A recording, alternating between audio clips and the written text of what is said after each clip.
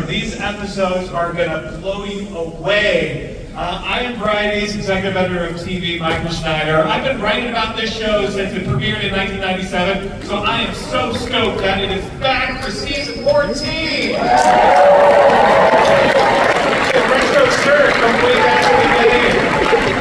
So we're going to talk a little bit about the show and what's to come. So let me bring out the creators and also the producers and the stars of King of the Hill. Yes. Coming back to Hulu on August 4 with that episode and many more. So let's bring them out right now. First up, executive producer and showrunner Saladin Patterson.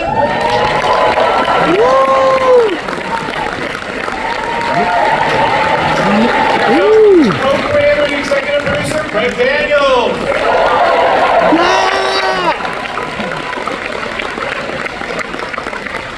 And of course, co-creator, executive producer, and also Boomhauer and Hay Hill, Mike Judge.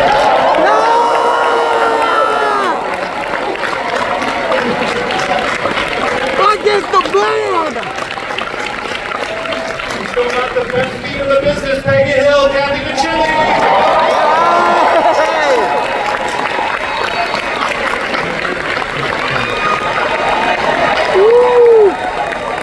Bobby Hill is all grown up now, Pamela Adlon.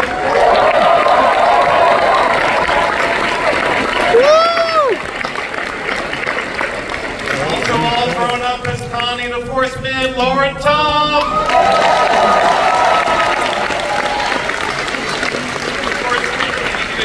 Hill, he did Khan and other characters, and now he's voicing Dale Gribble, Toby Haas.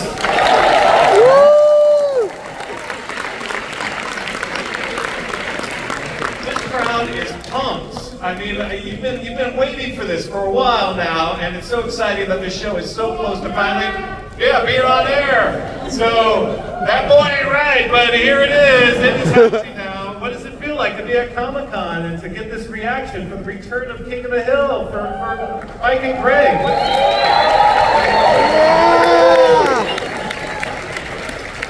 And for the rest of you too, I mean, Pamela, I know this has been really special for you, and Kathy, it's so great to see you too. I mean, these are characters that remain iconic, and the fact that you now get to once again inhabit them must be just such a treat. It's fantastic. Kind of I'm a complainer, and I can find nothing about this gig that we've had for 47,000 years now that I don't love every single thing about it. I'm a writing snob. I love the writing. I love the character. I love the people I get to work with. I'm telling you, it's fantastic. Thanks for coming, you guys. It was always. When we were doing the show in the Nation days, it always felt like, are we really doing this? It was kind of a pinch yourself moment, and I always knew that when I was playing Bobby, even in the early days, I was like, this is my favorite character I've ever played, and he's the most well-rounded. When I see a picture of Bobby, I think I'm looking at a picture of myself. It's like a kind of dysmorphic thing I don't think has ever been diagnosed, but I'm very, they found like kind of the perfect way to keep that bell of the original series, and it gives you all that vintage good original juice, and also a freshness in the newness, in the subtle ways that they made the change. Yeah, it's exciting to see where the characters are now and the relationships and how they've evolved. Obviously, we just saw the Beer Story episode, so it was a good chance to really see Hank and Bobby and where things are, and you know, Bobby obviously challenging his father even more as an adult and with his own life. So Mike and Greg and also Sal, talk a little bit about what it was like to sort of figure out where these characters are now, and that decision to age up the characters and check in with them again 15 years or so later. Yeah, well, we had, we all got together and did a live read for the 20th anniversary in 2017, and it was just really great to, I don't know, just to hear everyone's voice again and just have everyone together again. And he started talking about a reboot then, and you know, we were all doing other stuff. But when the idea came up of like, what if they had been, Hank and Peggy have gone to Saudi Arabia for 10-some years, and you know, there's this like this idyllic kind of fake American town is a real thing that they have over there, like in Ramco, I think, or some others, and then you know, they've lived in this perfect kind of bubble, and then they come back. Like Hank even liked that the women are covered up, you know, and then they come back to America and just, you know, it gave us, it seemed like the right way to go to have this, you know, like we used to say at the very beginning of the show, because we both liked Andy Griffith, that Andy Griffith is back and he's pissed off. And so this was sort of like Hank is back and he's pissed off, and there's all these new things to be irritated by, but then also like Bobby and Connie being grown up just seemed like give us a lot of opportunities. We talked about, you know, when we were writing the pilot, that Bobby inherited Hank's work ethic, but he's still sort of, you know, a little bit of this clowning stuff he gets to do as a restaurant chef. And I don't know, it's just, it all started to come together once we had that just original scene.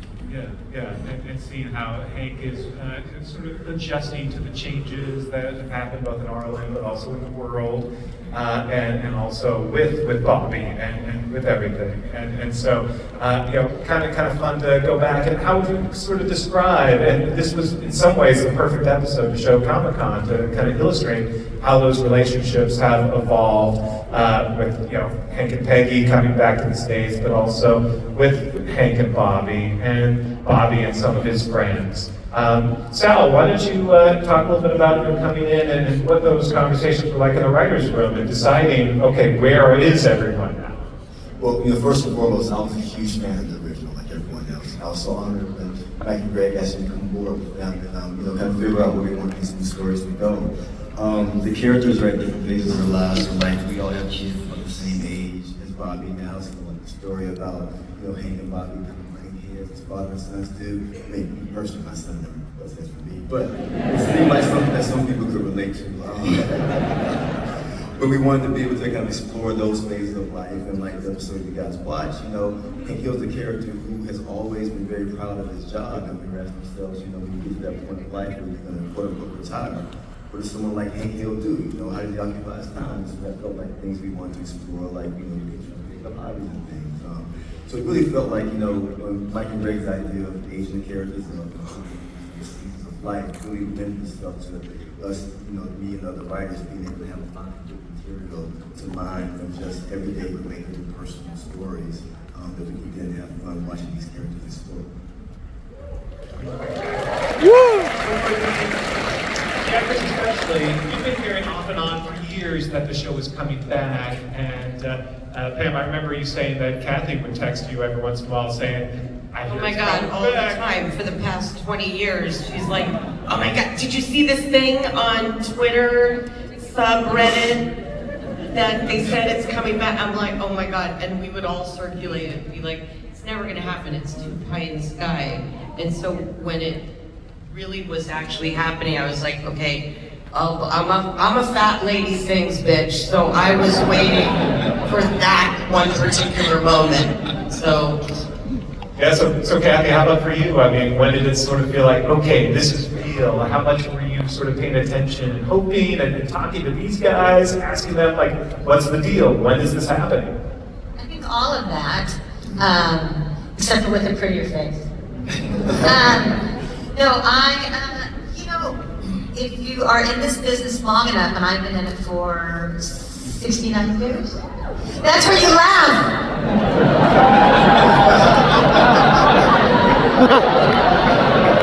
She's gonna leave. No, it's one of the best jobs I've ever had. You know, the cast is brilliant, the creators are brilliant, the writing is, I really care about writing so much. And there was never one blip in the 60,000 years we did this TV show. So I was just thrilled, and like all of the changes and the addition to the cast was refreshing and needed and wonderful. And I mean, I know I'm just sounding like I'm positive about everything, but these people know I'm not. I'm positive about this. Well, I gotta imagine. I mean, one of the great things about these characters, and yes, they've evolved, they maybe changed a little bit, but they're still the characters we remember. And Peggy, for example, I mean, she still aggressively assumes that she's right, or you know, she forever will think that she knows Spanish, for example. But Wait, did you say assume that she's right? Wow. so, what was that like for you to kind of get back in the recording booth and you know, be Peggy again for the first time in some time? I mean, I want to say that, you know, I took an acting class before I went into the room, and you know, but these characters kind of, it's not corny, they live in us. So they're there. It's just like you open that door to Peggy, and then Peggy was right there. Yeah, no, it's you know, and hearing all of your voices once again, it sounds like it was effortless. I mean, of course, Pam, I mean, we forever are asking you, like, you know, Bobby, and how many people come up to you and ask you about Bobby, along with all of your other great works, including your own show. But I'm sure you still get that a ton from people to this day. Yeah, I mean, I usually chase down the people who have Bobby tattoos. You know, and I like to like surprise them in the wild. Like, I'll turn my phone on and be like, watch this. All right, who has a King of the Hill tattoo in this room? Raise your hand. I want to see. There's me. I see a couple here, there. Yes. Oh, that guy's taking off his pants. This is still a family event. It's a family event. But nonetheless, yeah, I'm sure you guys all the time are, people are starting to pull their pants out. Maybe you don't want to see that, but no, this is a fandom that really is passionate about these characters. And Lauren, for you too, you know, in getting to be Connie again and see Connie grow. And Connie, in many ways, is a lot more adventurous even now than she was back in the day. How fun was that to portray Connie in, you know, her late teens, early 20s? Oh, we get to live vicariously through her now, because we started out as kind of the same person, being reserved and a little shy, a little bit invisible, and a good girl trying to do what her parents want, and now Connie has grown up and has this voice, and she's becoming her own person, and she's, you know, practicing ethical non-monogamy. There you go. Now you're watching. Now you all are tuning in August 4 on Hulu.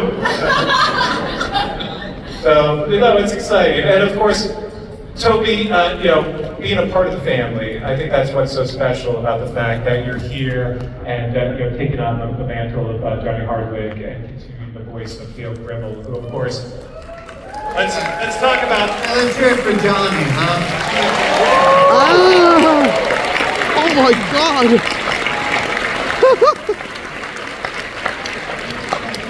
He was such a wonderful creature there in the booth when we were recording in the studio. He was just a really inventive and creative guy who, you know, made Dale what Dale is. So all I can do is, I'm not going to improve on what Johnny did.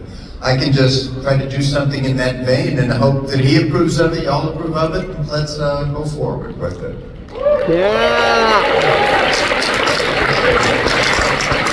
Great. Can you talk a little bit about getting Toby to take over for Dale and what that was like, and you know, keeping it inside the family?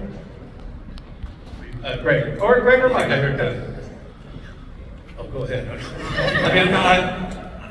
I mean, you know, we used to all kind of imitate each other, doing the characters, you know, and so keeping it in the family kind of made sense. I think that's probably what Johnny would have wanted, and you know, like, I don't know, there's also, I mean, Johnny's in the show, so he's in, like, This episode's got a lot of his original stuff.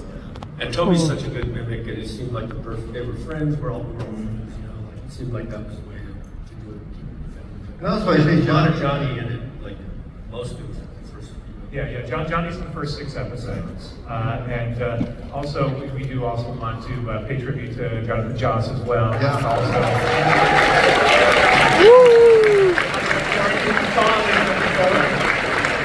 He's a lot of episodes. Yeah. And I know you'll be paying tribute to both of them via cards and other things on the show. Another passing is just this week. Chuck Mangione. Feels so good, Chuck Mangione, who of course is an icon of King of the Hill, film art. So We wanted to start this out lively and positive. Yeah. I mean, these are all great people, and you know, again, in this episode, we heard some Tom Petty, and of course,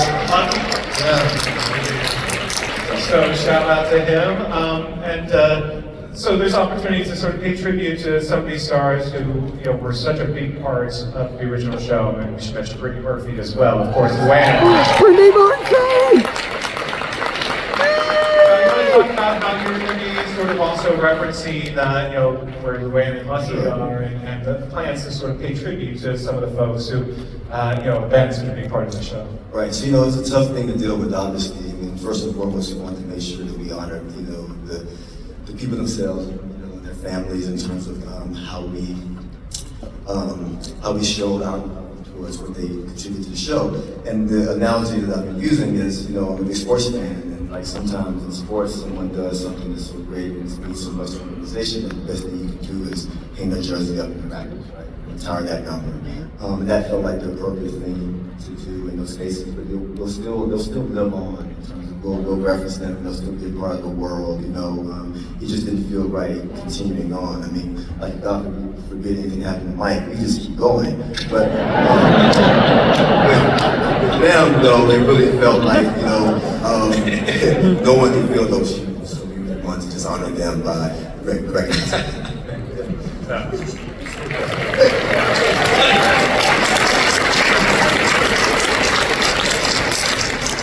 So we talked a little bit about where the characters are now, but let's talk a little bit more about a few others. Of course, Boomhauer, who's Whoa! my personal Hey! collection from back in the late 90s. So Mike, maybe we could even hear from Boomhauer on what he's been up to. I'm gone, you know, been better than a month now. Goddamn it, dropping it off. Dang on echo in here. I got no, you know, stay together. The word you're saying.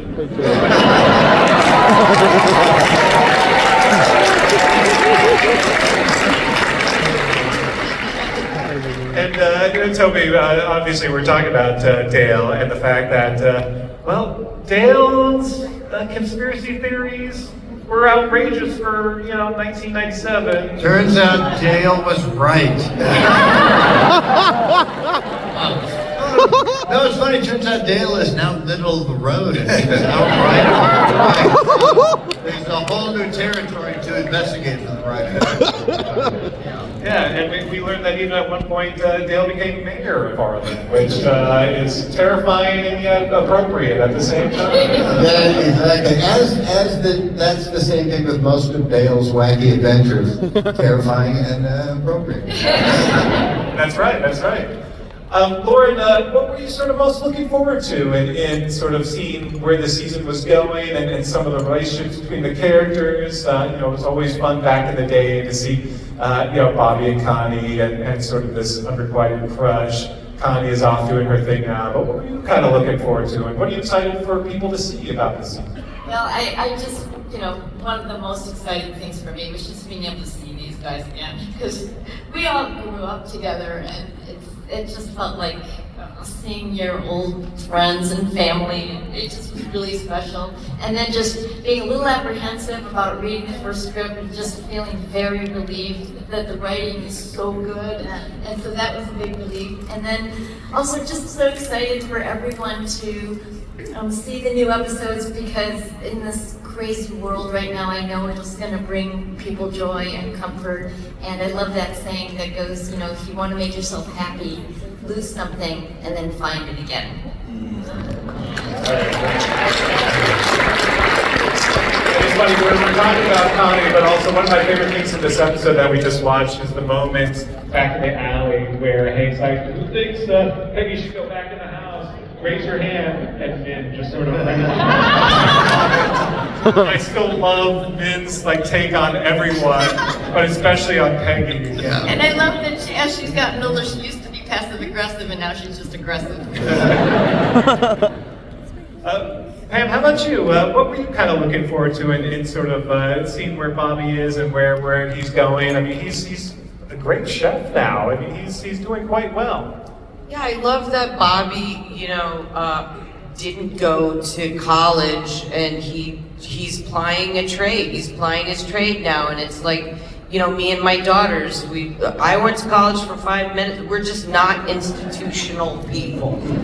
And so I love that he is able to do that. Like, and you see him struggling, like being on the outs of, his friends who are all going to U of T or wherever.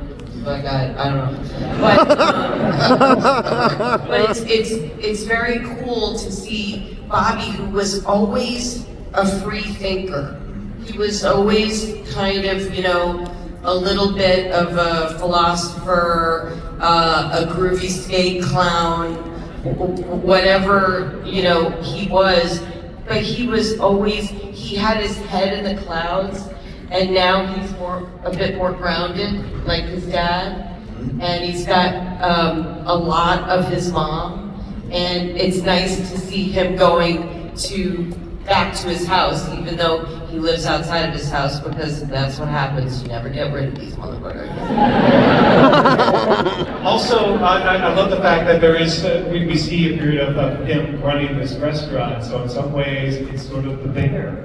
But with Bobby. It's funny, but comedy. Yeah, no, it's a lot of fun to see. And Kathy, we talked a little bit about Peggy, but anything else that you're sort of excited for people to see this new season about what Peggy's been up to now that she's back in the States? Yeah. For me, one of the most important things is the writing, and I feel like I have just fallen into a pit of gold because the writing is so good consistently. I think we all sort of agree that never let down. And I love also that Peggy can be this free thinker, sometimes is stubborn, has a big point of view, and there's not one character on the TV show that shuts her up.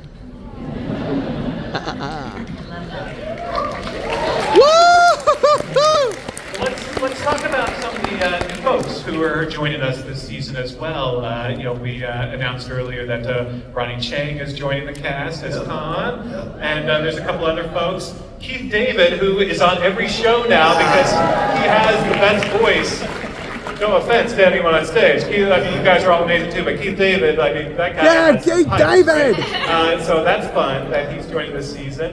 Talk a little bit about some of the new voices and also some of the new characters.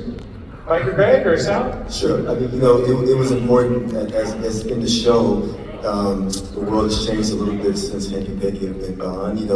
Casting has changed a little bit too since Hank and Peggy have been gone. In terms of, it's important to have actors who kind of maybe fit the character that they're portraying. So we got very lucky in being able to have some people who were big fans of the show, like Ronnie Chang, who grew up watching the show in Singapore. I was a fan of it, being able to come and join us. And yeah, it's just one of those such a natural guy, he really is. It was really weird, but when we first were meeting with him the first time he recorded, he was trying to capture his version of the voice, and he could hit it for like, Hank Hill! But then he would lose it, so he would be halfway, 3 pages later, he'd go back, Hank Hill! And keep going back to it. But he really wanted to nail it.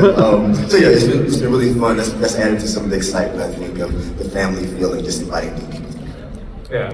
No, absolutely. I can't wait for you all to see these episodes. It does feel like you really figured out like the perfect. I mean, it feels like no time has passed. The show is still, if anything, is hitting all those notes even more so than back in the day.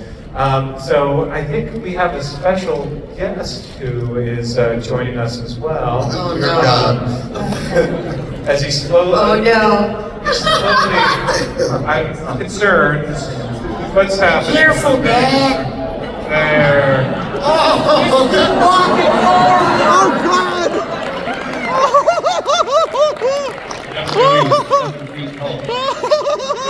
I thought you, Holy So on crap! behalf of Hulu and 20th Television Animation, the cast, the executive producers, we want to thank you all for coming. And also a reminder once again, the new season of King of the Hill premieres on Monday, August 4. All 10 episodes at once. Clear your schedule, I think.